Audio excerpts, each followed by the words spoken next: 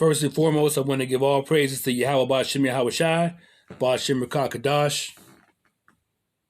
Double honors to the elders and apostles of Great Millstone for teaching us His truth.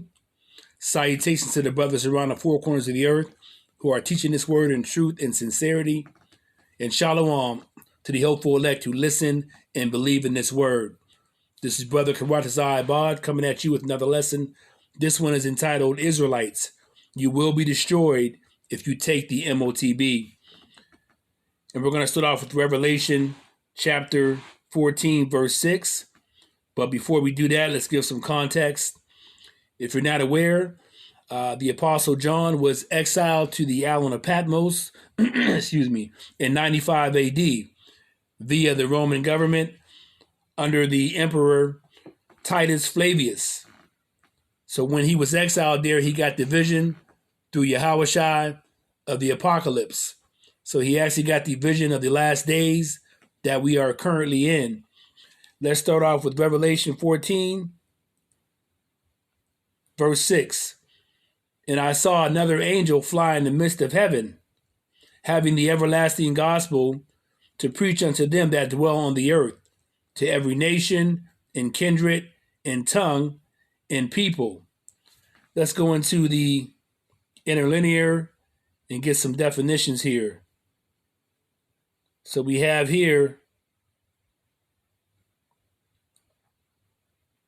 under nation, we have a multitude, whether of men or of beasts, associated or living together.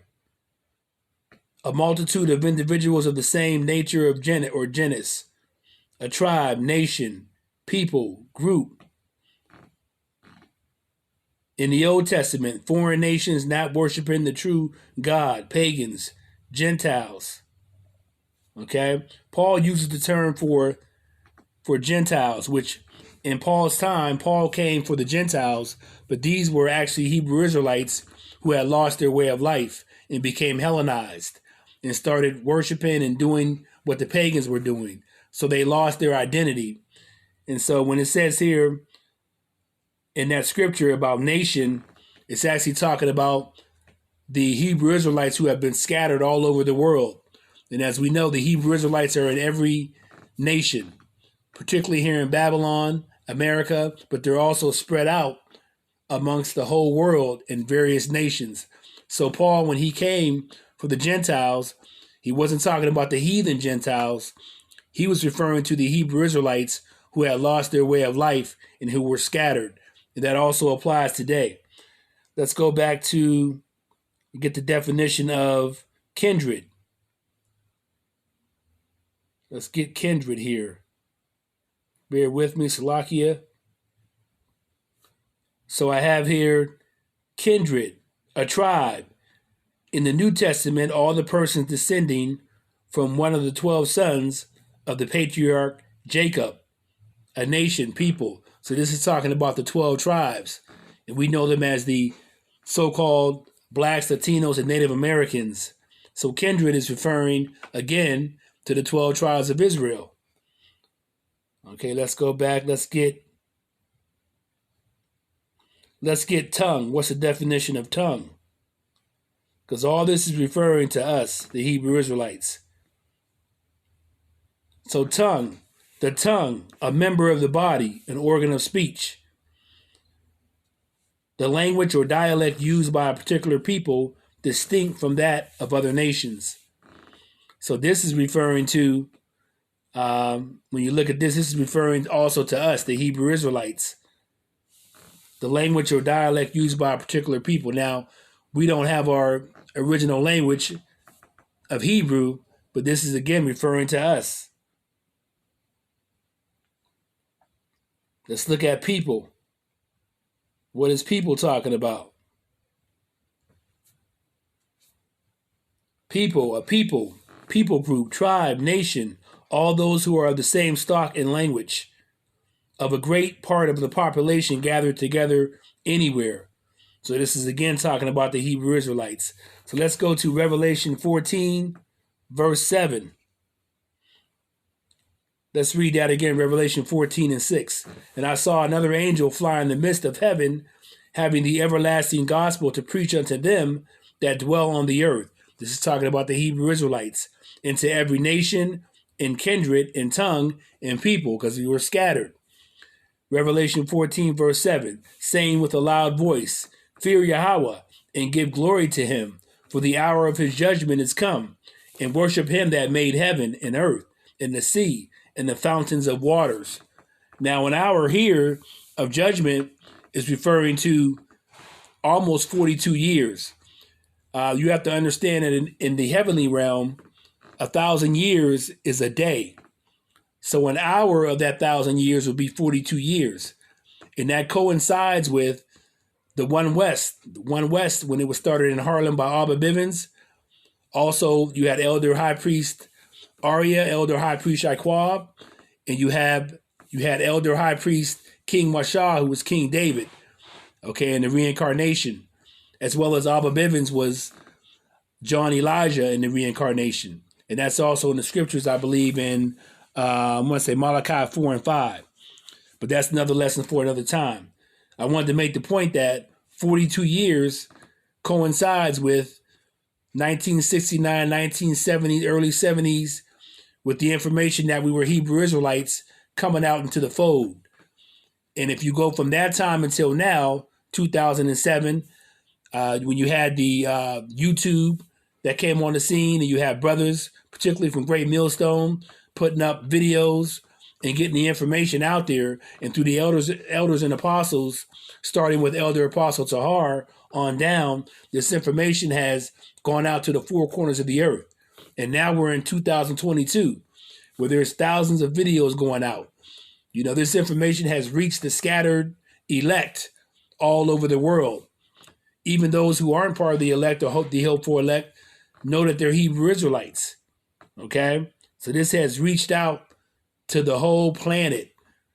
And so when you say the hour of his judgment, that's referring to about 42 years. 42 years to 50 years that this information has gone out. So now we are in that time in the last days. Let's go to Revelation 14, verse 8. And there followed another angel saying, Babylon is fallen, that great city. That's referring to America. So John seen the visualization of America falling. He was given the visualization of America going down. Because she hath made all the nations drink of the wine of the wrath of her fornication. This is referring to America, you know.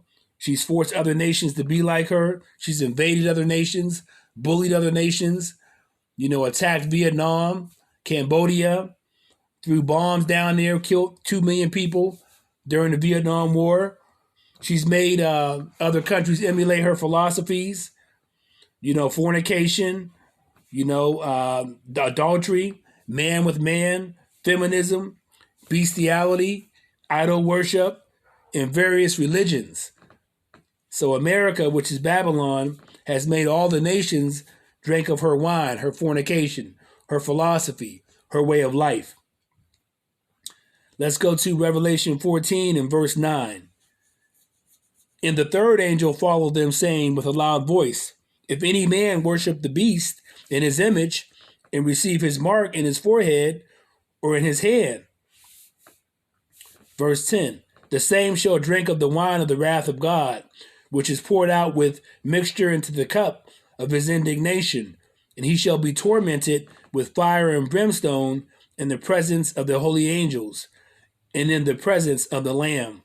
So this is talking about if you receive this mark, which is the MOTB, which they already have implemented, they already have it set up. But let's go back to verse 9 so we can get a background and meanings of these words. Revelation 14, let's read that again. Revelation 14, verse 9. And the third angel followed them, saying with a loud voice, If any man worship the beast. So what is the beast? Okay. Now we're going to go to the beast is actually the modern Roman Empire, which is Babylon, NATO, and the EU. But let's go back, okay? Because you also have the ancient Roman Empire. And so you have the modern Roman Empire, which we're in now, but you had the ancient Roman Empire, which was the beast, okay? That set a precedent for this modern Roman Empire. So let's go back to Revelation 20 as a precept, Revelation 20 and verse 1. And I saw an angel come down from heaven, having the key of the bottomless pit and a great chain in his hand. Revelation 20, verse 2. And he laid hold on the dragon, that old serpent, which is the devil and Satan, and bound him for 1,000 years.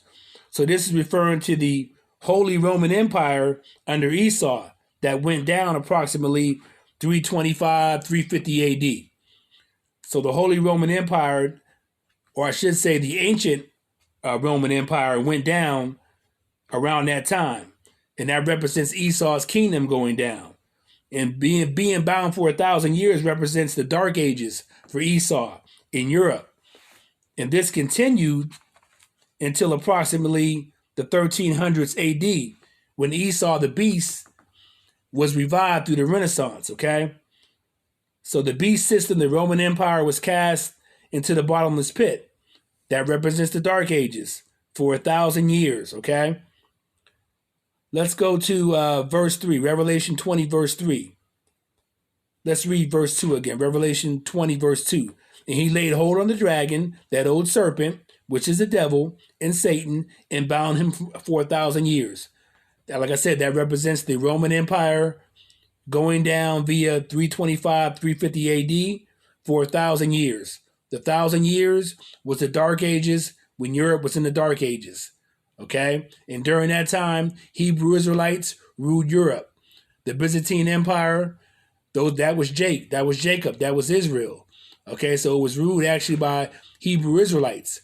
And so-called white people, Esau, the devil, was in the Dark Ages for 1,000 years. Let's read Revelation 20, verse 3. And cast him into the bottomless pit, and shut him up, and set a seal upon him, that he should deceive the nations no more, till the 1,000 years should be fulfilled, and after that he must be loosed a little season. Okay? So the 1,000 years, once it was fulfilled, he was loose for a little season. That's talking about Esau, okay? Once Esau was loose for a little season, the devil, that brought about the Renaissance period. That was his revival. That was him being loosed for a season. So you had it, it's called the rebirth. Renaissance means rebirth. So that culminated in Columbus, who was sponsored by Spain, and discovering the New World, even though the New World wasn't discovered, there were already people there. The tribe of Gad was there. Our Hebrew Israelite brothers were there. Because in 700 AD, the Assyrians had took over the northern kingdom of Israel.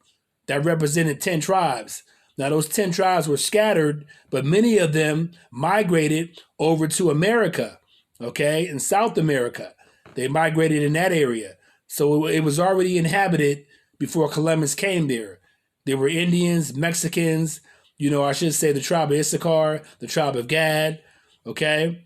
And various Hebrew Israelite tribes had inhabited North America and as well as South America. So there was nothing to be discovered. There were already people there. Those were our people, okay, that like I said, that fled. They fled from the Assyrians and they went to America and South America. So Columbus didn't discover anything, okay? So once Columbus got to the New World, he started killing the tribe of Gad, started killing Issacharites, the tribe of Issachar, Mexicans, and the various other tribes that had inhabited North America as well as South America, and started taking over their land. Esau also started to enslave the tribes of Judah, Levi, and Benjamin in West Africa, and started transporting them to the Caribbean, Europe, and America in the transatlantic slavery, okay? So this was the beast system being revived again. This was Satan being loosed for a season. So if you go from 1492 until now, that represents what? Almost 500 years or so, okay? So when it says loose for a little season, this is what it's talking about, okay? Esau was loose for a little season to take control. And as we see, he's taking control, okay? He's the wicked that has control over the world. But now he's starting to lose his grip Okay? His time is coming to an end. Esau's time is coming to an end. And we got next, the Hebrew Israelites. Okay, that's why the devil is roaring like a lion, because he knows that he has but a little bit of time. So he's implemented, or is about to implement, the MOTB. That's his last and final play. Although he's being directed by Yahweh, who controls everything. Yahweh controls the left and the right. So he's actually being directed by Yahweh to implement the MOTB. Now, the elect of Israel, the Hebrew Israelites, the 1/3 out of the whole, are not going to be fooled by the MOTB. They're not going to take it. Okay? But those who are not of the elect, they're going to end up taking the MOTB. And like the lesson implies here, you will be destroyed if you take the MOTB. Okay? Because you're going to need it to buy your food. You're going to need it to trade, to sell things. You're going to need it to survive. But those of the elect are not going to take it, because they understand that if you take it, you will be destroyed. Okay? But this is all predestined. The elect are predestined, and those that are not part of the elect are also predestined, who are Hebrew Israelites. Okay? So when he was loose for a season, he came up with the slave trade, trading slaves. He brought Levi, Benjamin, and Judah over to America, the Caribbean, and in parts of Europe. Okay? So this brought about the revival of the beast system. So it's still the beast system. You had the ancient Roman Empire. Now you have the modern Roman Empire. Okay? And that was brought back to life via Spain, France, Great Britain, and finally America, which came into power during World War II. So modern America, Babylon, NATO, the EU, is the modern Roman Empire. Nothing's changed. That is the beast system. It's set up just like the ancient Roman Empire. So America is Babylon, the whore that rides the beast system. Okay? So I wanted to get that clear and give you that precept and give you that background, of what the meaning of the beast, and then we're going to go into the meaning of the image, okay? Let's read that again. Let's go to Revelation 14:9 again, okay? So we can get that, we can go over that again. Revelation, I just had it. Revelation 14:9. Let's go back to that scripture again. Revelation 14:9. And the third angel followed them, saying with a loud voice, if any man worship the beast, and we described what the beast was. We went back to the ancient Roman Empire, and we brought it back and gave you a precept in Revelation 20 of the how the beast was put down for 1,000 years, the Dark Ages. Then we brought it back to the modern Roman Empire, which is America, which is Babylon, NATO, the EU. Okay? So if any man worship the beast in his image, what is the image? Okay, the image is the devil's system, the New World Order, his way of life, sex, drugs, man with man, adultery, feminism, YOLO, you only live once, sin all you want, Esau's way of life, celebrity idol worship. So that's the image. That's the image of America, okay? Let's go into that word image. I want to go into that word image and see what it says here. And get a little background of that word image.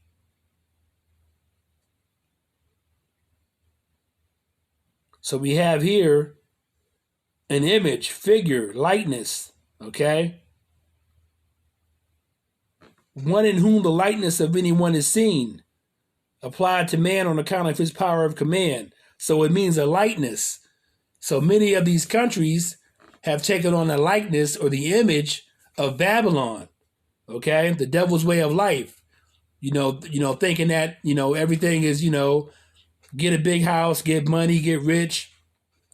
America's a land of opportunity, individualism, selfishness, things of that nature, sex, drugs, and rock and roll, okay, so to speak. So that's the image of the devil's system. That's the image that Esau conveys, the so-called devil, so-called white man, okay? So let's go back to Revelation 14:9 again. Let's read that again, Revelation 14:9.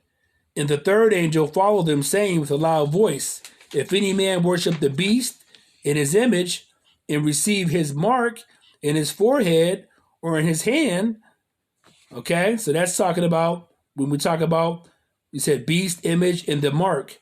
The mark is actually the MOTB.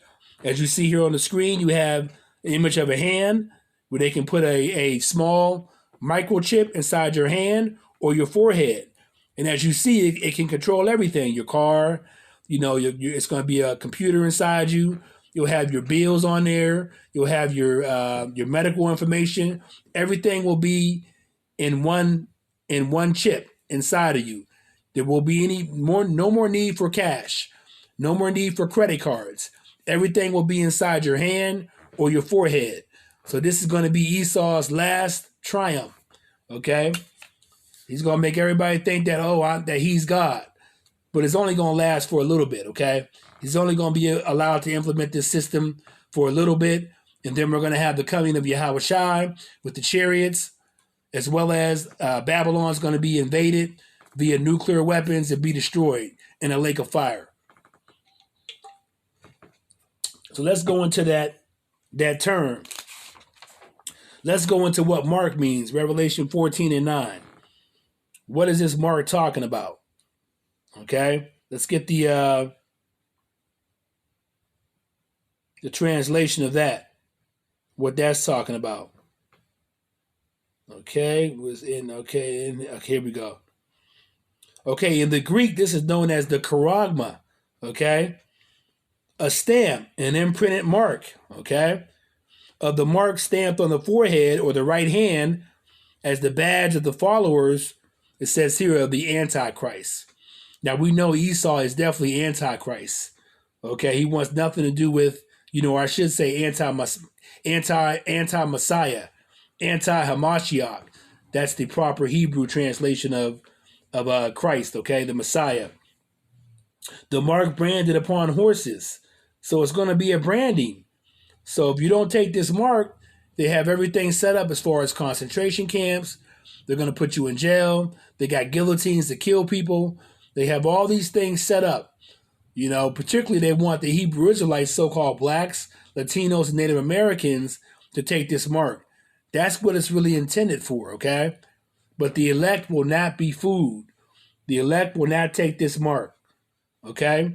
But those that are not of the elect, they're going to take it, and you're going to be destroyed. Let's go further into this. Okay, let's see here. It also goes further, as I see here, the definition. Let me go a little further than that. Let's see. What does this say? No, I got that wrong. Okay. It says here, carasso, to sharpen to a point, through the idea of scratching. So that looks like when it says here, you see here on the screen, you have a needle that's going to implant the chip in you. They already have the machinery ready for you. Okay, so we're in that time. If you're blind or something, you don't see what's going on. The Mississippi River is drying up. The war in the Ukraine with Russia, all these things are happening. Food shortages around the world, they're going to be happening here. America is in Haiti. You see what's happening in Iran, with the protests. All types of chaos is going on in the world, okay, right now. You got fires, floods, hurricanes. You got Esau going against Esau, which is Egyptian against Egyptian in the scriptures. So all these things are going on at this time. So we're in the last days. We're in chaos right now. Okay? So everything is already set up. So the last caveat for Esau, the last thing he wants to pull off, and this is being directed by the elites, the rich bankers, they're the ones that want to set this up. Because like I said, the scripture says the devil knows that he has but a short time. So he's roaring like a lion because his lineage, his birthright has been taken by Jacob, and we got next. Okay? He knows Yahweh Shai is going to be on his way. But some things have to line up. Jacob's trouble, they're going to come after the Hebrew Israelites because a lot of us aren't going to take the MOTB, and they want to try to wipe us out because he wants his birthright back. Okay? Esau's birthright was taken by Jacob, the 12 tribes. So he wants it back. So he's going to try to use this system to try to gain control. So like it says here, sharpened to a point. So that's akin to a needle being implanted in your hand, your right hand or your forehead. And they're going to implant that chip inside there so they can have control and be like Yahweh, be like the Most High. But it's not going to work, okay? It's not going to work at all. So let's go back to Revelation 14 and 9, and we're going to be finishing up here. Revelation 14 and 9. And the third angel followed them, saying with a loud voice, if any man worship the beast, we talked about what the beast was, in his image, and receive his mark, the charagma, in his forehead or in his hand. Verse 10, Revelation 14, verse 10. The same shall drink of the wine of the wrath of God. Okay, I should say the wrath of Yahweh, which is passion, anger that boils up. So wrath means anger. You know what I'm saying? If you take this mark, you're going to get the anger and the wrath of Yahweh. And that's not a good thing to fall into, okay? Now, if you don't already know, Yahweh is the king of terror. So if you take this mark, you're done. You're going to get his wrath, okay? Which is poured out without mixture into the cup of his indignation. Indignation means righteous anger, okay? So the wrath is poured out without mixture. So there ain't going to be nothing mixing with this wrath. It's going to be pure wrath. And he shall be tormented with fire and brimstone in the presence of the holy angels and in the presence of the Lamb. Let's read that again so we can make it very, very clear what's going to happen if Israelites take the MOTB. Now, the elect are not going to be fooled by the MOTB. The elect are not going to take the MOTB. And some of us are going to be killed. Some of us are going to become martyrs. Our heads chopped off, beheaded through guillotines. All these things John seen on the island of Patmos. He was given this visualization through Yahushua. He's seen these days coming. And we're very, very near these days, these last days, these events happening. Revelation 14, verse 10. Let me get a little drink here. The same shall drink of the wine of the wrath of God, of Yahweh, which is poured out without mixture into the cup of his indignation. And he shall be tormented with fire and brimstone in the presence of the holy angels and in the presence of the Lamb. That is referring to the day of the Lord, okay? When nuclear bombs are going to be sent here to Babylon, to destroy Babylon, as well as the chariot fire coming out of the chariots, a laser fire coming out of the chariots on the day of the Lord, when Yahushua returns to gather his elect and to destroy Babylon. So the fire and brimstone represents the lake of fire that's going to destroy Babylon. It's going to be uninhabitable. No one's going to be able to live here. Now, there will be other places around the world that are affected by the nuclear bombs, but they're not going to be totally destroyed. Babylon is going to be totally destroyed. So if you're not part of the elect and you take the MOTB, you're going to be destroyed in that lake of fire coming from the nuclear bombs and the chariot laser fire coming from the chariots of Yahushua. You're going to be destroyed. And it says here, in the presence of the holy angels and in the presence of the Lamb, who is Yahushua. You're going to be destroyed in front of them. If you're not part of the elect, if you're not beamed up into the chariots, okay, and lifted away. Point blank. So this is a warning, okay, to those that know they're Hebrew Israelites to not accept that MOTB. Now, everything is predestined. Yahweh already knows who's in the book of life and who isn't in the book of life. It's already been predestined since the beginning of the world, okay? Since the foundation of the world. It's already known who's going to be in the book of life and who's not going to be in the book of life. So there's really nothing you can do. Yahweh is the great director. He's already got people on either side. Either you're on the side of good or on the side of evil, okay? Now, Esau is going to be totally destroyed, okay, here in America. He's going to be totally destroyed. Now, the Edomites that do make it, maybe they're in other parts of the world. Maybe they're under underground bunkers, okay? After the nuclear bombs are sent over here, the laser fire is in here. This place is going to be a lake of fire. The Edomites that do survive, okay, they're going to be put in slavery. The heathen nations, okay, the other nations that do survive, they're going to be put in slavery under the Hebrew Israelites, okay? After 1,000 years, Esau is going to be destroyed totally. His whole line is going to be destroyed, okay? But the other nations, they'll be able to thrive. They'll be in their own lands. But Esau is going to be destroyed after the 1,000-year reign of Yahushua, okay? So just to give you a little background on that. So the main point in this lesson is, if you take the MOTB as an Hebrew Israelite to try to save your life, to try to participate in the system, okay, the NWO, the beast system, you're going to be destroyed. So on that note, I hope this lesson was edifying, and I want to give all praises to Yahweh Ba'Shem Yahweh Shai. All praises due to him. Shalom.